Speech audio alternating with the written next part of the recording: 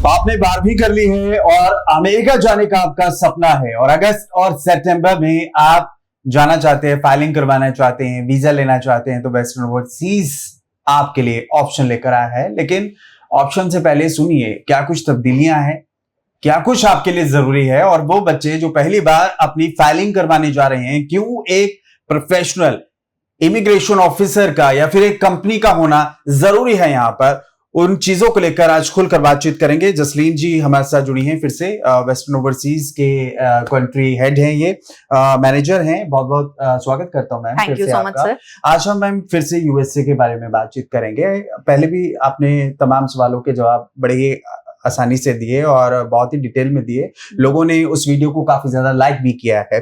लेकिन अभी आज बात करने वाले हैं हम वो बच्चों की जो 12वीं पास कर चुके हैं, जो बैचलर के लिए जाना चाहते हैं, मास्टर के लिए जाना चाहते हैं, उनके लिए क्या ऑप्शन लेकर आई हैं आप? अभी जैसे हमारा रीसेंट इनटेक हमारा अगस्त 2024 है। मोस्ट ऑफ द स्टूडेंट्स के एग्जाम्स क्लियर हो चुके हैं। अब सिर्फ एग्जाम दे के बाद बच्चा क्या करेगा, तो बच्चा अपनी कंट्री चूज करता है। तो इस दौरान बच्चा आइल्स डुओलिंगो भी करता है। बट यूएस में आप ऐसा कुछ नहीं है। अगर अभी आप आइल्स डुओलिंगो पीटी कर रहे हो तो आप कंडीशनली अपना ऑफर लेटर यूनिवर्सिटी से ले सकते हो।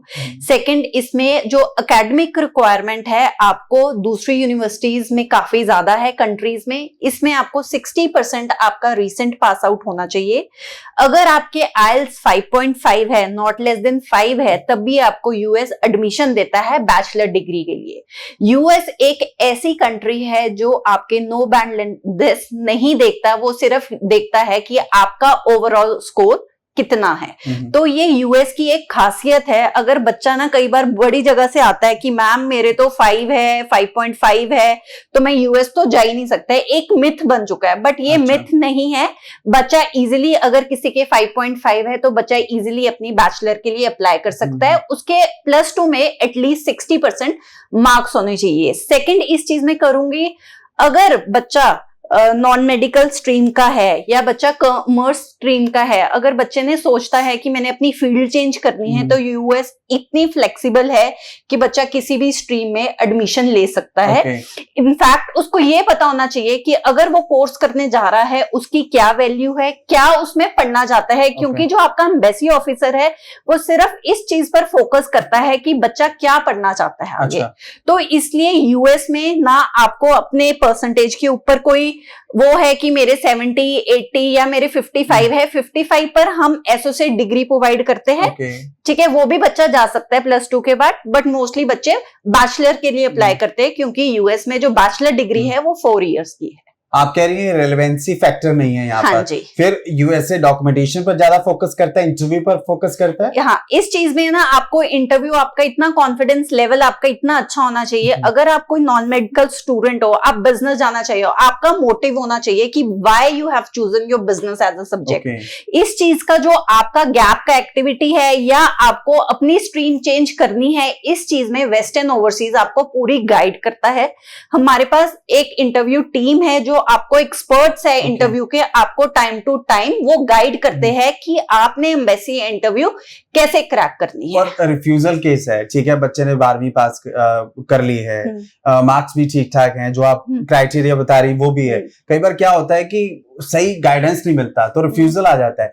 वैसे केस भी क्या आप हैंडल करते हैं? हाँ जी, हमारे पास रिफ्यूजल केस भी काफी आते हैं। उस चीज में ये होता है कि जब बच्चा ना +2 के बाद होता है, बच्चों के पेरेंट्स है ना कई जगह जाते हैं तो उनको लगता है कि हमारे ना एप्लीकेशन फ्री ऑफ कॉस्ट है, क्या पता हमारे बच्चे का फ्यूचर बन गया। बट उस चीज का गलत है।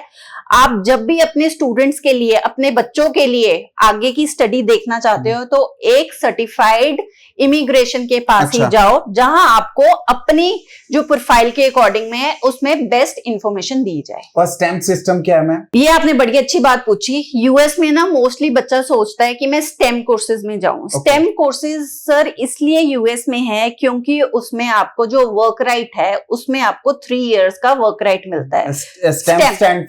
STEM stands for Science, Technology, Engineering and Mathematics. Okay. तो इसलिए बच्चा अगर कोई भी स्टेम में जाता है, चाहे वो बैचलर का बच्चा है चाहे वो मास्टर्स का बच्चा है, उसको जो वर्क राइट मिलेगा यूएस में आपको 3 इयर्स का मिलेगा। वीजा स्टैंप आपका 5 इयर्स का ही होता है।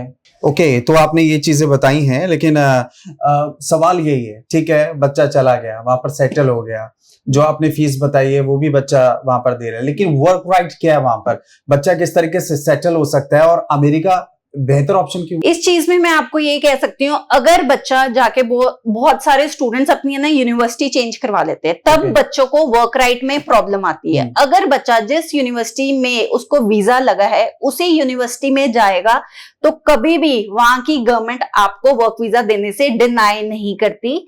आपका वर्क वीजा लगता है, पहले बच्चा अपनी स्टडी कंप्लीट करेगा, स्टडी कंप्लीट करने के बाद वो अपनी ओपीटी लेगा।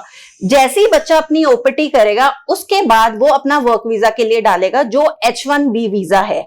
जब बच्चा 3rd ईयर ऑफ अपने ओपीटी में होगा तो इजीली बच्चा अपने वर्क राइट्स के लिए वहां अपनी फाइल कर सकता है, वहां से अपना एम्प्लॉयर हायर कर सकता है। तो इसलिए वर्क वीजा भी आपको इजीली मिल जाता है यूएस में।